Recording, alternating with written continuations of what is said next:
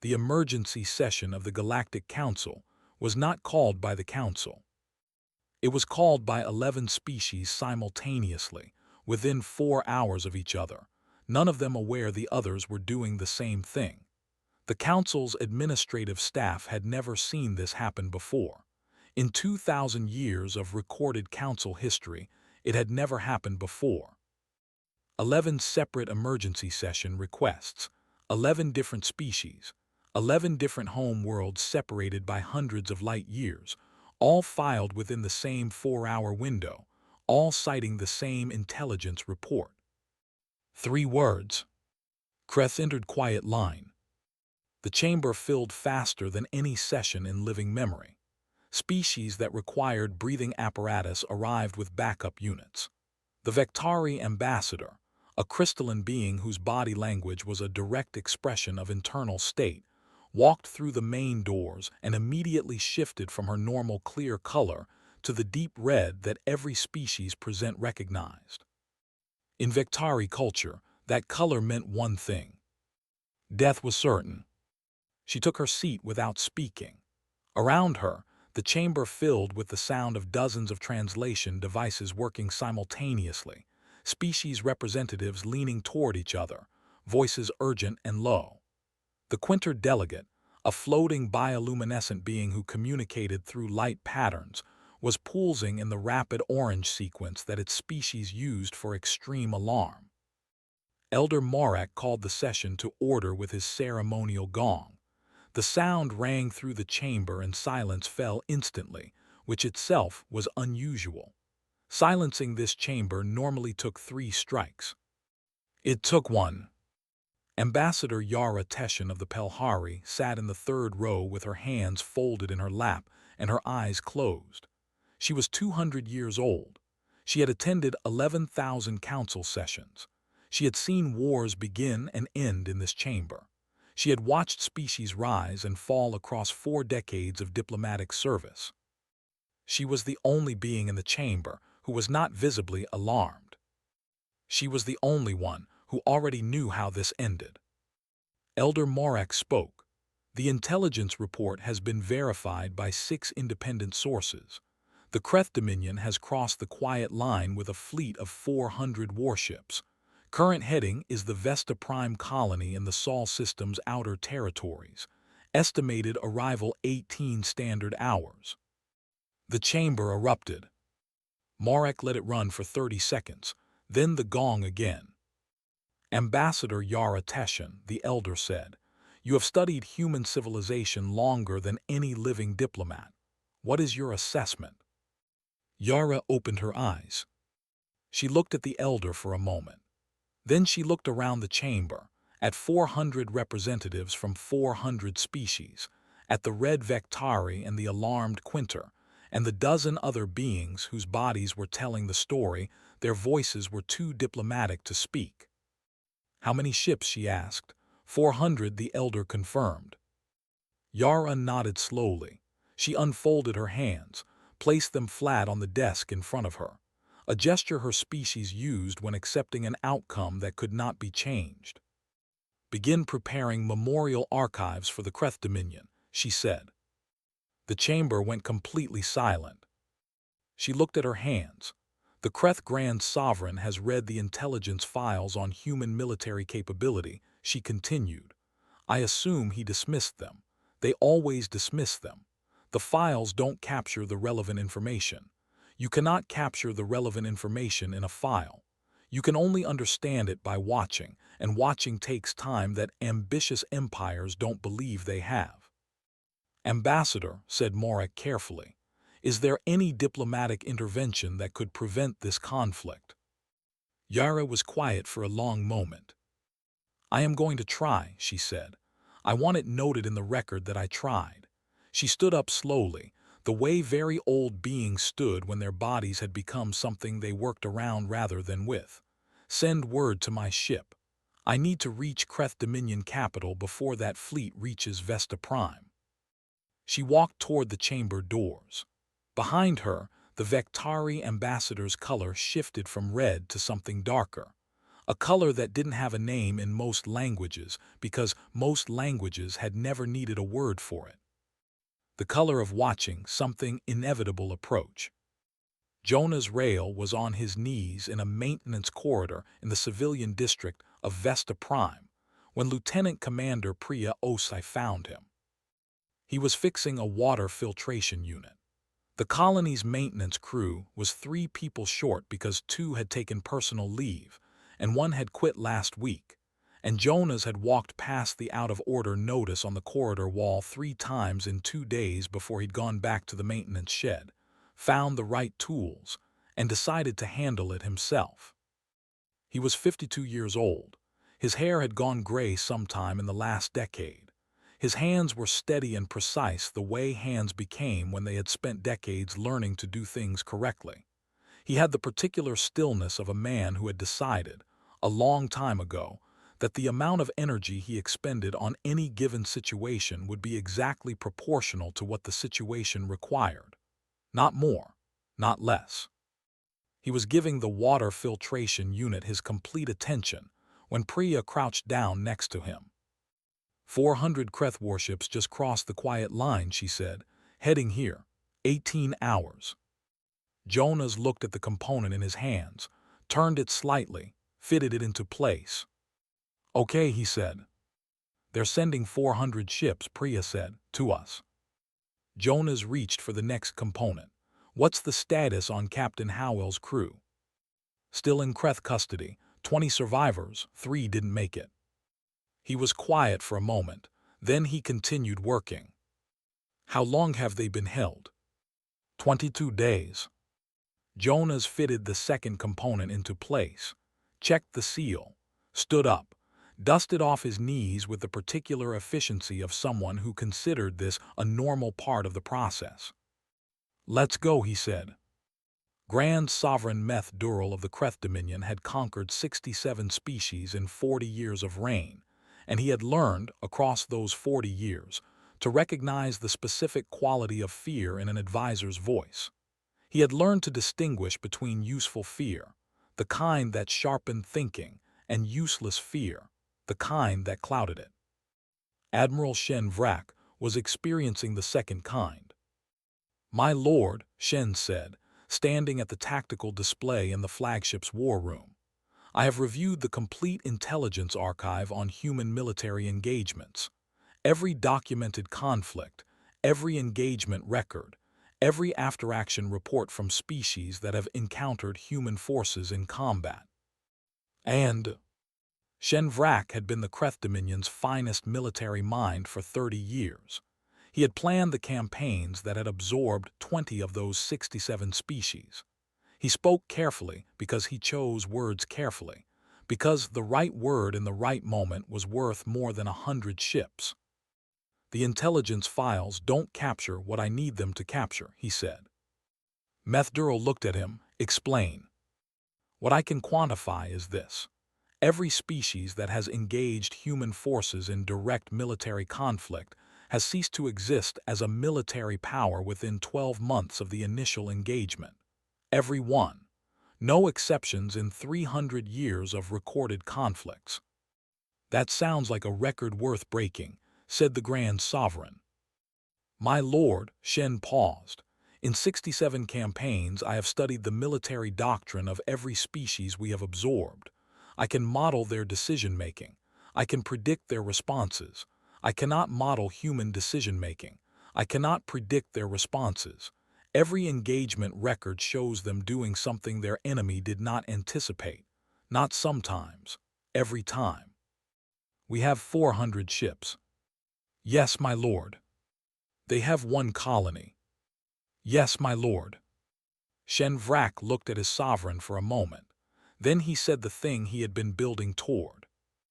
There is a man on that colony, he said. His name is Jonas Rail. He has been present at or responsible for every human military engagement in the last 20 years. I have studied his record more carefully than any other individual in the intelligence files. One man, said Meth Dural. In the engagement at Vesta Prime 15 years ago, Shen said, before you authorized this campaign, A Korathi patrol group crossed the quiet line with 20 ships. They were gone within 6 hours. Jonah's rail was the only human military asset in the system when it happened. He filed a 4-line incident report afterward. The last line said, quote, "Situation resolved, returning to scheduled maintenance rotation." The Grand Sovereign was quiet for a moment. Then he laughed. The sound filled the war room. "One man," he said again, "and 20 ships. We have 400. "Yes, my lord," said Shenvrak. He did not say anything else. There was nothing else to say that would be heard.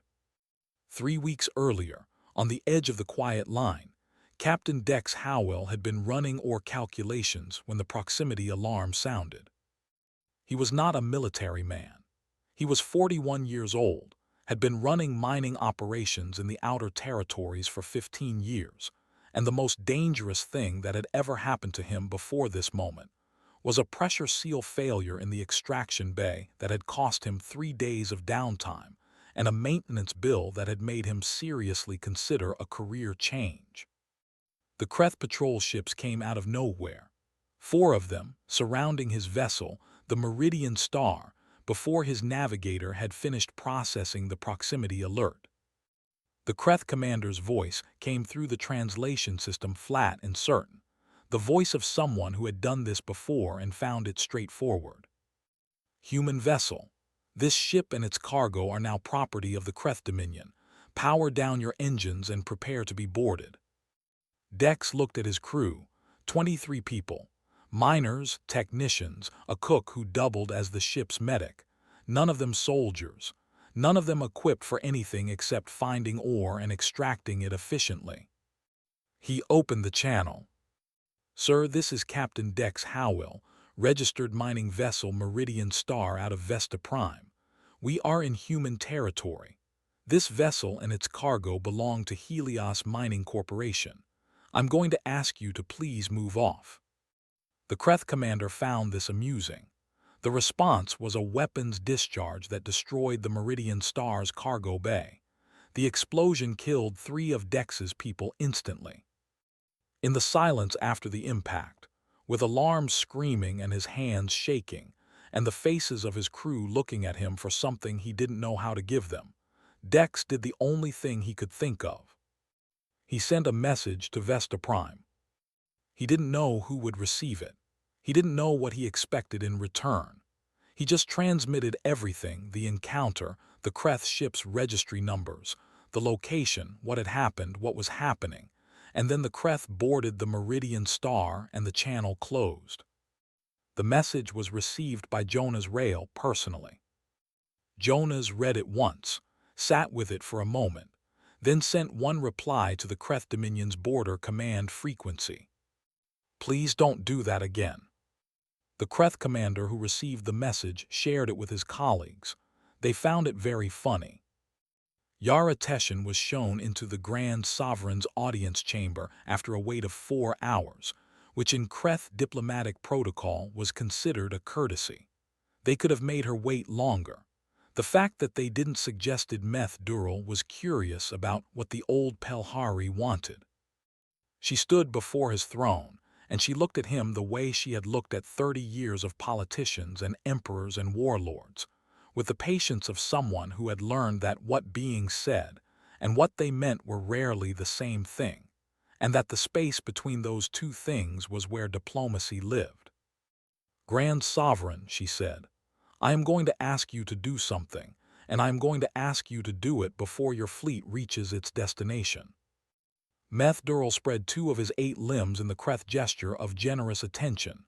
"Speak, Ambassador. Release the human prisoners. Return their ship or compensate them for its loss. Issue a formal apology for the deaths of the 3 crew members. Do this today. Do this before your fleet crosses into human colony space." Meth Dural studied her. "You traveled from the Galactic Council to tell me to apologize." "I traveled from the Galactic Council to give you the opportunity to survive this," Yara said. The Grand Sovereign leaned forward. His 8 limbs shifted in the subtle pattern that Yara had learned over 40 years meant controlled amusement. Or what? Yara looked at him. She had prepared this moment. She had thought about what to say for the entire journey here. She had considered arguments based on military history, on strategic reality, on the documented fate of every species that had crossed the quiet line with hostile intent. She had discarded all of them, because she had watched humans for 40 years, and she had learned something that no intelligence file captured and no strategic analysis conveyed. Or nothing, she said. I simply wanted to be able to say I tried. She turned and walked out of the audience chamber.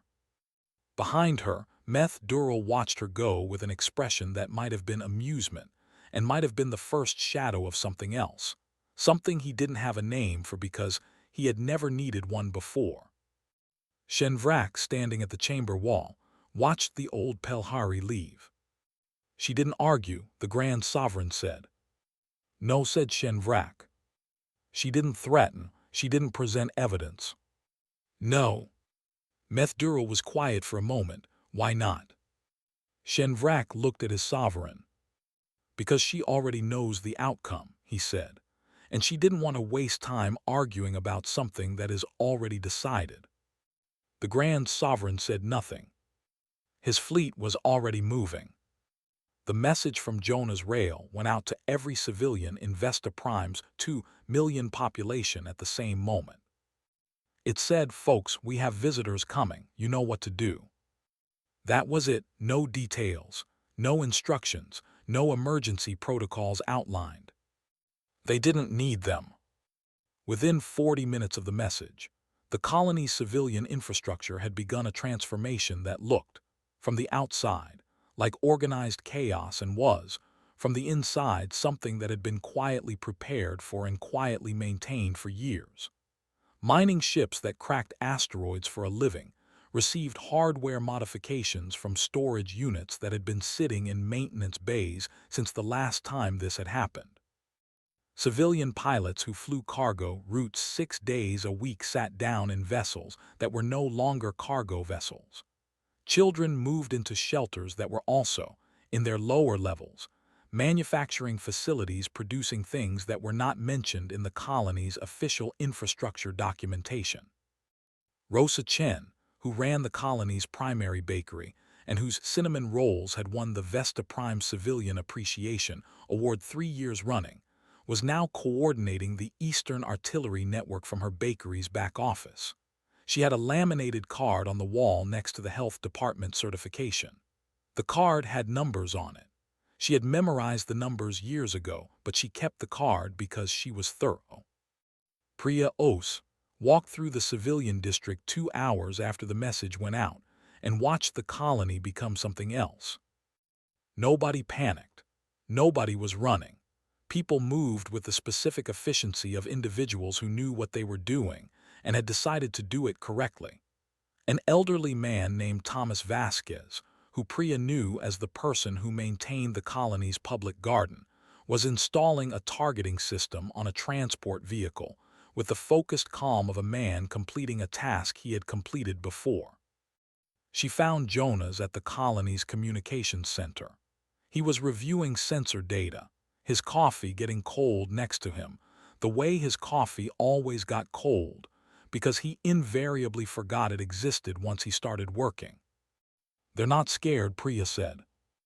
Jonas looked at the sensor display. They've been ready for this their whole lives. They just didn't know it yet. Priya watched the colony outside the window. How is that possible? Because being human is the preparation, Jonas said. He picked up his cold coffee, looked at it, put it back down. They don't need to be trained for this. They need to be pointed at it. The Kreth fleet dropped out of faster-than-light travel in a dispersed formation, designed to prevent any defending force from targeting a concentrated mass. It was a sound, tactical decision. It was the kind of decision that Shenvrak had drilled into every fleet commander over 15 years of campaign planning. Meth Dural stood on the bridge of his flagship and looked at Vesta Prime on the tactical display, and felt what he always felt in these moments. The specific satisfaction of arriving at a destination you had chosen and finding it exactly where you had expected it to be. "Where is their defense fleet?" he said. Tactical Officer Kren checked his instruments. "Running analysis now, Grand Sovereign. We are detecting a significant number of vessels in the system, but their configuration is—" He stopped. "Report," said Meth Dural. Sir, Kren's voice had changed. "Those vessels, the ones we are detecting, their energy signatures are consistent with mining equipment, cargo haulers, transport ships." "Then where is their military?" demanded the Grand Sovereign. Shenvrak spoke from his station before Kren could answer. "Sir, those are their military, every vessel in this system, mining ships, transport ships, civilian freighters, all of them have been modified and—" He paused, looked at his display, looked at it again.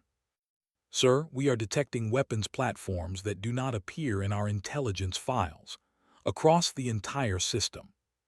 "How many?" said Meth Dural. Shenvrak looked up from his display. His expression was the expression of a man whose model of a situation has just been replaced by something he had been hoping to avoid. "All of them, Grand Sovereign. Every installation, every orbital platform, every large asteroid in this system appears to have been modified. The entire colony is a weapons system." Meth Dural stared at the display. "They did this in 18 hours. Shenvrak said nothing. The answer was on the display. Jonas opened the comm channel to the Kreth flagship himself. He didn't use military frequencies. He used the standard civilian hailing frequency, the one that freighters use to announce their arrival at trading stations. "Grand Sovereign." His voice was the voice Priya had described to a colleague once as the most alarming voice she had ever heard, because it sounded like someone discussing a minor administrative matter. "I'd like my people back. The ship too, if you don't mind." The Grand Sovereign's response came back through the translation system. "Or what human?" Jonas was quiet for a moment. "I'd really prefer not to answer that question. It tends to upset people." 400 ships human." Jonas looked at the sensor display, looked at the weapons charge readings from Rosa Chen's Eastern Artillery Network, looked at the readiness reports from 2 million civilians who had spent 18 hours becoming something the Kreth fleet's intelligence files had never anticipated. "I understand," he said, "but I'm going to ask you one more time respectfully. Release my people and leave." Meth Dural's laugh came through the translation system. "The fleet will now demonstrate what happens to species that mistake Kreth patience for weakness." The first Kreth volley hit the outer perimeter of the system. 40 weapons platforms took the impact. 22 of them held. Jonas watched the impact reports on his display. His coffee was cold again. Priya watched his face. His expression had not changed. The human response was not what any tactical doctrine would have predicted. The civilian fleet moved forward into the Kreth formation. Shenvrak stared at his tactical display with the focused intensity of a man watching something that violated every principle of defensive military positioning. You did not move your lighter, less armored vessels into an enemy formation 4 times your individual ship mass. You did not advance when outnumbered. You did not take civilian mining ships and point them at capital warships. Unless the mining ships had been modified to exploit the specific shield frequency that the Kreth Dominion had used for 11 years without updating, because no enemy had ever gotten close enough to study it long enough to find the exploitation vector. Which, as it turned out, Jonas Rail's technical team had done in Hour 3 of the 18. The first Kreth ship to go dark was a destroyer-class vessel that found itself surrounded by 4 mining ships flying in a configuration that looked disorganized and was precisely calculated. The mining ships fired simultaneously at a point on the destroyer's hull that their modified sensors had identified as the junction between 2 shield panels. The destroyer's weapons went offline. Its engines went offline. Its life support remained fully operational. Then the next one. Then 3 more.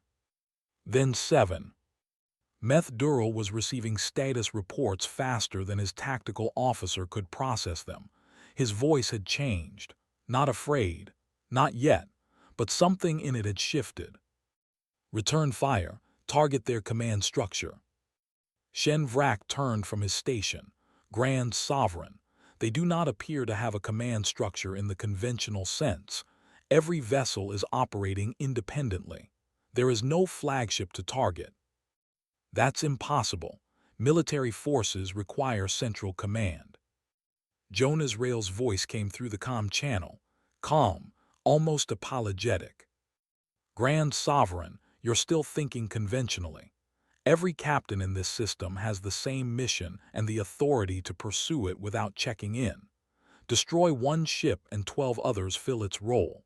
We stopped using central command after the second time an enemy tried to use it against us. 40 Kreth ships were dark. Not destroyed, disabled, life support running on everyone. Meth Dural looked at his tactical display and saw something that he had never seen in 40 years of campaigns.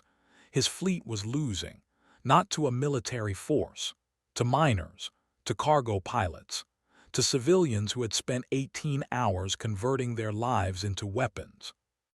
His military assets, Shen Vrak said quietly, Rail's actual military assets, they haven't moved. Meth Dural stared at him. The assets we've been tracking since arrival, Shen said. The ones we identified as human defense force vessels. They have not fired a single shot. The civilian fleet has done this, and the military is still sitting there. The Grand Sovereign looked at his display. At 40 dark ships, at 2 million humans who had done this with mining equipment and cargo haulers, and whatever Rosa Chen was running out of her bakery's back office. At the human military vessels, sitting motionless at the edge of the system. Waiting. He made a decision. Full assault, everything, target the colony directly, target civilian infrastructure, break their will. Shen Vrak said nothing. He knew what happened when you targeted human civilians. It was in the files. He had told the Grand Sovereign. He had tried. He sat down at his station and watched his tactical display and waited for what came next. The targeting report reached Jonas 30 seconds after Meth Dural gave the order. Priya was watching him. She had been watching him since the fleet arrived. She had watched his face through the first volley, through the civilian fleet's advance, through 40 ships going dark. His expression had not changed once. It changed now. Not much, not visibly, to anyone who didn't know what to look for. But Priya had served under Jonas Rail for 9 years, and she knew what to look for, and she saw it. Something shifted behind his eyes. He opened the comm channel to the Kreth fleet. His voice was exactly what it had always been. Calm, quiet, almost bored-sounding. He said 7 words. Now I'm getting annoyed. Stand down. Priya did not wait.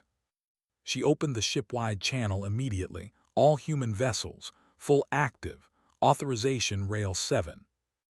The military assets that had not moved since the Kreth fleet arrived began to move. What happened on the Kreth tactical displays in the next 90 seconds would be analyzed in military institutions across the galaxy for the next 2 centuries. The asteroid field in the system's outer belt had never appeared in any intelligence file as a weapons platform because it was not technically a weapons platform. It was an asteroid field. The asteroids were real. The ore they contained was real. The mining operations that had worked them for 60 years were real.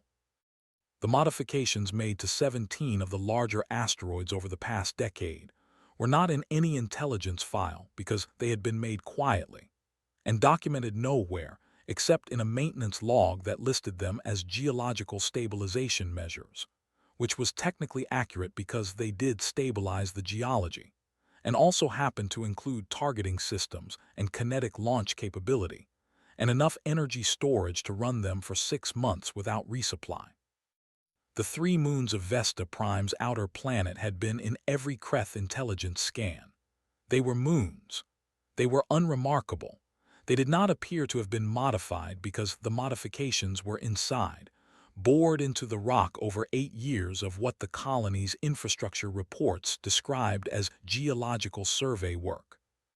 The deep space installations that Kreth long-range sensors had logged as communication relays were communication relays. They were also other things. The other things activated when Priya said Authorization Rail 7. Shenvrak watched his tactical display. He had studied human military engagements for 20 years. He had read every file, every report, every piece of intelligence the Dominion had on human military capability. He had told the Grand Sovereign what he knew and what he suspected and what he feared. He had not known about the moons. He had not known about the asteroids. He had not known about the deep space platforms. He watched them activate and he understood, in the specific way that a military mind understood things it had been trying not to understand, that what he was looking at was not a colony with a defense system. It was a trap that had been prepared over years, maintained quietly, and triggered in response to a specific condition. The condition was Jonah's rail saying 7 words. He stood up from his station, walked across the bridge to where the Grand Sovereign stood staring at a tactical display that had become, in 90 seconds, completely unrecognizable. Sir Shenvrak said, "We need to leave, right now." Meth Durrell gave the retreat order. In 400 years of Kreth history, no fleet had ever retreated. There were records, ancient ones, of tactical withdrawals and strategic repositioning, but they were called other things because the word retreat did not exist in the Kreth military vocabulary. He used a phrase that technically meant repositioning for reassessment. His commanders knew what it meant. Some of them hesitated.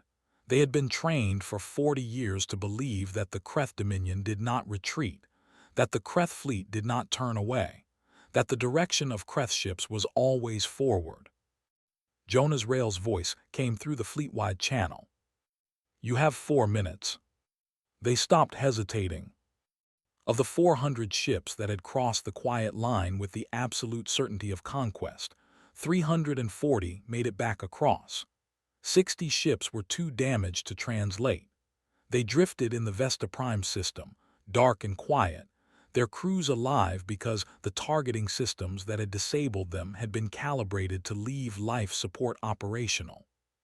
Jonas looked at the 60 ships on his display. "Make sure their life support is stable," he said. "Send medical teams." Priya stared at him. "We're sending medical teams to the enemy." Jonas looked at her. "They're not the enemy anymore," he said. "They're just people who made a bad decision." Meth Durrell was removed from power by the Kreth High Council 9 days after the fleet returned.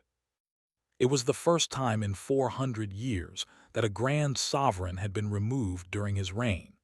The Kreth did not have a formal mechanism for it. They had to create one, which they did with the specific efficient thoroughness of a species that had spent 4 centuries running an empire and knew how to solve institutional problems when they needed to. The charge was not military failure. Military failure could be explained, contextualized, reframed. The charge was simpler and more devastating. He had made the fleet retreat. Shenvrak was not removed. He was appointed to the new Leadership Council because the Kreth High Council had read his pre-campaign assessments and understood, reading them with the clarity that came after the fact, that he had known. He had tried to say so. The new Kreth leadership sent a message to human space 3 weeks after the change of power. It was formal, carefully worded, and said several things that the Kreth Dominion had never said to anyone in its history. Jonas received it in his office, read it, sent a reply. "The prisoners should have been returned 3 weeks ago, but yes, let's talk." Captain Dex Howell walked off a Kreth diplomatic vessel onto Vesta Prime soil on a Tuesday afternoon, and the first thing he did was stand still for a moment and breathe the air. He had 20 crew members behind him. He had started with 23. Jonas was there to meet him, not in uniform. The colony's maintenance schedule had backed up during the crisis, and he had a list of things to get through this week. Dex looked at him. He had expected someone different. He wasn't sure what he'd expected. Someone larger, maybe. Someone who looked like what the Kreth fleet had apparently found in this system.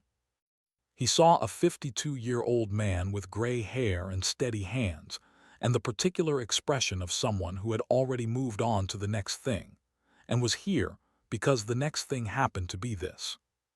Was all this because of us? Dex said, because of my ship. Jonas thought about it the way he thought about things, directly and without performance. Your ship was the reason, he said, but this was always going to happen eventually. You just happened to be there. 3 of my people died. I know, Jonas looked at him. I'm sorry I didn't move faster. They stood there for a moment. The colony moved around them, 2 million people going back to their lives, the bakery open again, the maintenance schedule resuming, the asteroid belt quiet.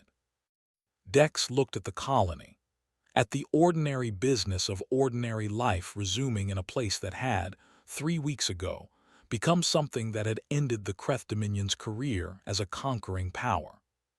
How long has it been like this? Dex said. Ready, I mean, how long has it been ready? Jonas considered the question. Since the beginning, he said, we just don't talk about it. Yara Teshin's report to the Galactic Council lasted 3 hours. She covered the tactical engagement in precise detail, the intelligence failures, the political aftermath in Kreth territory, the status of the 60 disabled ships and their crews, the diplomatic communications that had begun between the new Kreth leadership and human space. At the end, the council speaker asked her the question she had been expecting. Ambassador Teshin, you have studied human civilization for 40 years. What is the lesson of the Vesta Prime incident? Yara folded her hands on the desk. She thought about Jonas fixing a water pipe 18 hours before 400 warships arrived. She thought about Rosa Chen's bakery and Thomas Vasquez's garden and 23 miners on a ship that had crossed an invisible line and started something that had ended an empire. She thought about 7 words spoken in a calm voice that had not changed its tone once from the beginning to the end.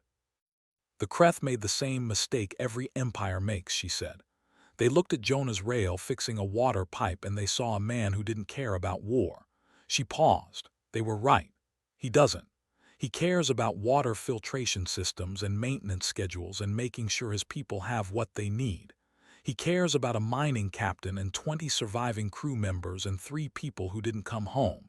He does not love war. He does not seek it. He does not dress it up or celebrate it or build monuments to it. She looked around the chamber. That is what made him so dangerous, she said. That is what makes all of them dangerous. The species that frightens this galaxy most is not the one that loves to fight. She paused one final time. It is the one that has better things to do and fights anyway when you make it necessary. The chamber was silent. Elder Morak looked at her for a long moment. And is there anything, Ambassador, that the Council should communicate to its member species in light of these events? Yara thought about the color the Vectari ambassador had turned when she heard 3 words. About 11 emergency session requests filed within 4 hours.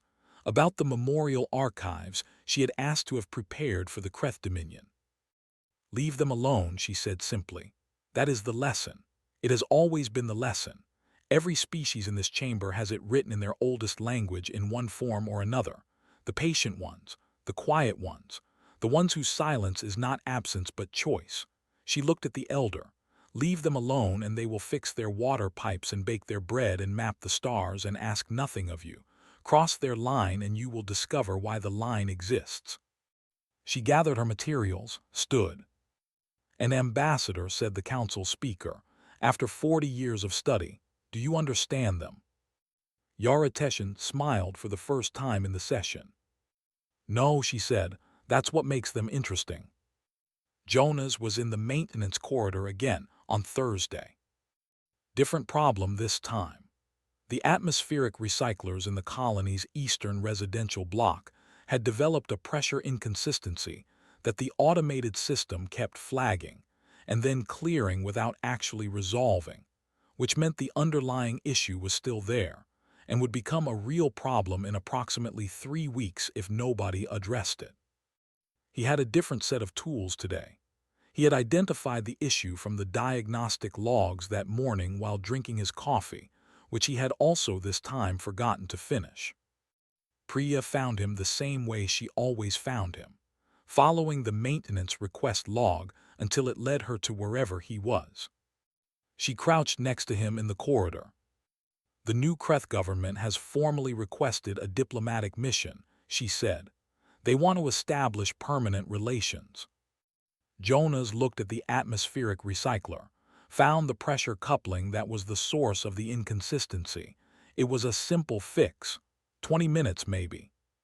Set it up, he said. They're also asking about the 60 ships, the crews, whether they can be repatriated. Tell them yes. Start coordinating with their new leadership on logistics. And the council wants a formal statement about the engagement, for the record. Jonas was quiet for a moment. Then he said, I'll send them something. Priya waited. Jonas kept working. What will you send them?